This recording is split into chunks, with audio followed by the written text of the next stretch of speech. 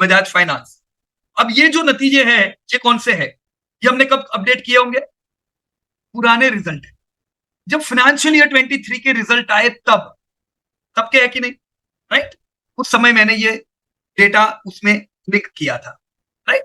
तो जब financial year के रिजल्ट आए उस समय हमने एस्टिमेट क्या लिए थे ये नए साल के दोस्तों, कि नए साल में बजाज फाइनेंस का धंधा 25% से बढ़ेगा। नए साल में उनके मार्जिन 27.8% के रहेंगे, जो कम है, राइट? उनके मार्जिन थोड़े कम होते जा रहे थे। क्यों? क्योंकि इंटरेस्ट रेट बढ़ते जा रहे हैं। तो प्रॉफिट हो सकता है थोड़े चैलेंजिंग मोड पे रहे, धंधे में कोई दिक्कत की बात नहीं। मैं यहां पे रियल सेंस में अभी जो बजाज फाइनेंस के रिजल्ट जो मैंने अभी आप लोगों के साथ अपडेट किए थे वो मैं आपको बता दूं दोस्तों। यह है करंट रिजल्ट, Q1 के नतीजे आ चुके थे उसके बाद। तो Q1 आप देख सकते हो करंट ट्रेंड क्या कहता है। 35% से Q1 में धंधे बढ़े थे। गुड। 35% को आप अच्छा बोलोगे, बुरा बोलोगे, क्या बोलोगे? आपने तो अनुमान 25% लगा लिया था, है ना? 25 पर Q1 35% का सेल्स लेके आया। पर खाली सेल्स नहीं देखने का, क्योंकि बहुत सी बार कंपनियां दाम बढ़ा के भी धंधा करती है कि नहीं। तो इनका रियल बिजनेस क्या है, मुझे क्या देखना पड़ेगा? एयूएम देखो, मैंने यहां लिखा है एयूएम। Q1 के जब नतीजे आए दोस्तों, वो समय पे भी एयूएम 32% से बढ़ा था। दोस्तों एयूएम 32% से बढ़ना एक बहुत ही अच्छी निशानी है, राइट? आज बजाज फाइनेंस ने मार्केट में as per Q1 2.7 lakh crore की फाइनेंसिंग किया हुआ है।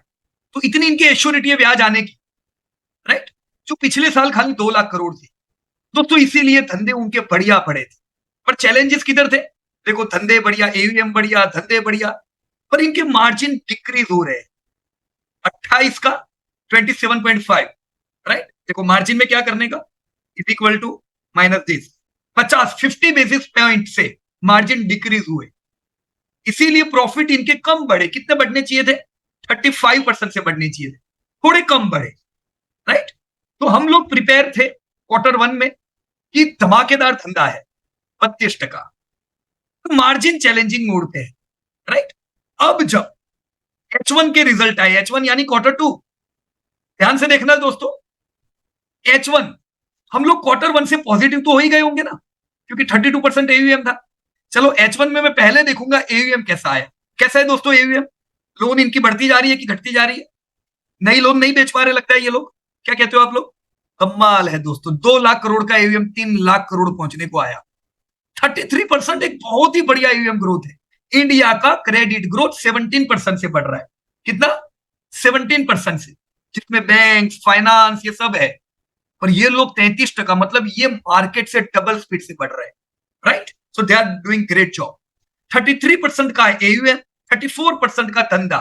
दोस्तों आप लोग धंधों में क्या कहोगे? धंधे आए हैं कि बढ़िया धंधे आए हैं? क्या कहते हो आप लोग? सेल्स अच्छा है कि बुरा है?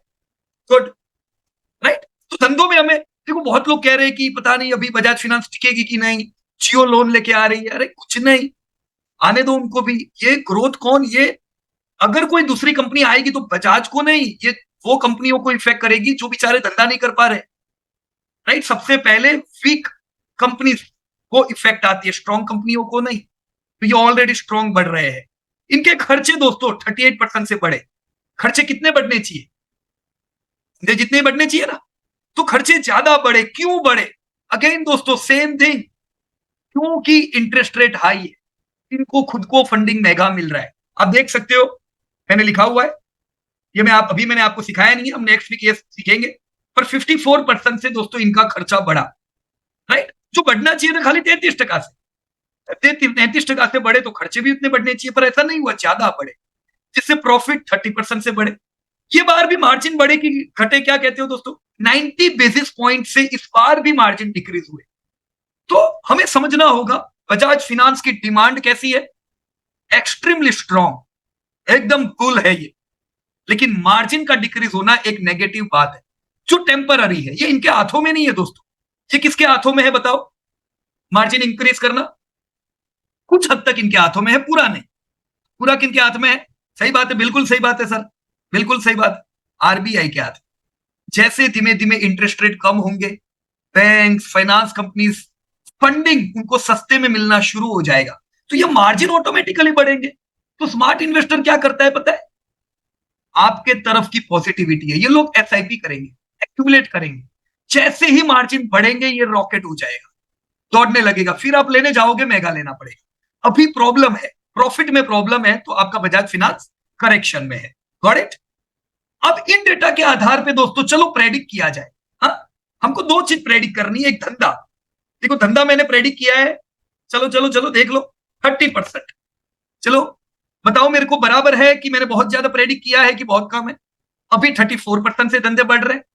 मैंने अनुमान लगाया ये साल हो सकता है मैं 30% से धंधे बढ़ते देखूं। राइट? आपको क्या लगता है मुझे खाली 20% लेना चाहिए कि मुझे 40% लेना चाहिए?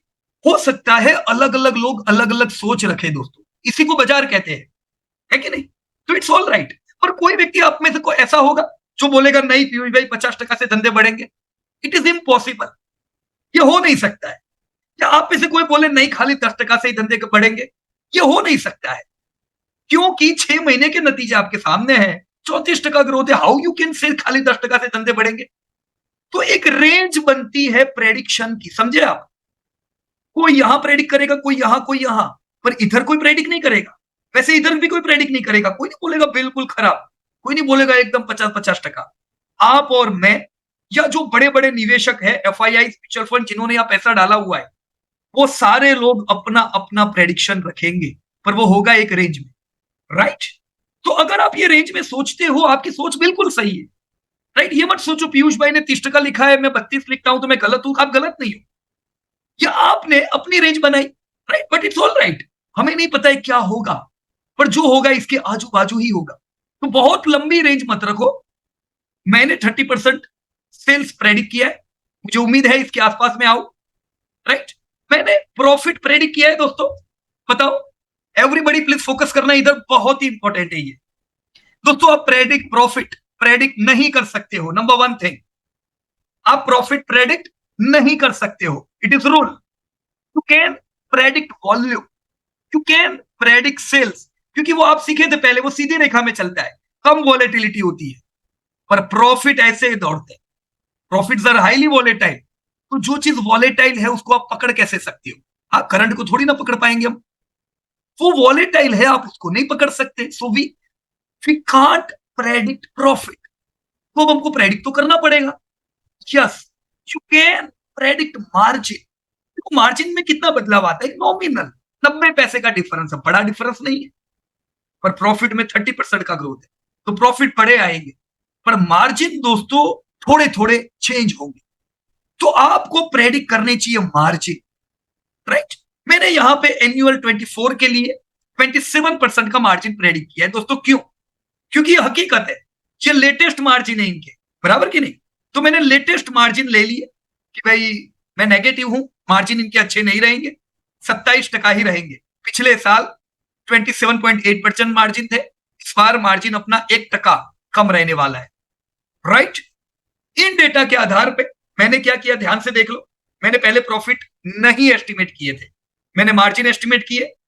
मैं गया यहां पे एस्टिमेट में, 2024 में मैंने एयूएम लिख दिया, 30% ग्रोथ मुझे उम्मीद है।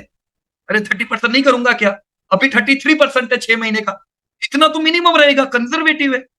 धंधा मैंने 30% प्रेडिक्ट किया, और प्रॉफिट मैंने प्रेडिक्ट नहीं किया है, नहीं किया है, क्योंकि यहां फॉर्मूला है। मैंने क्या किया दोस्तों, मैं इसको अभी डिलीट कर देता हूं। राइट? देखो, तो भी मेरा प्रॉफिट ऐसे का ऐसे रहा।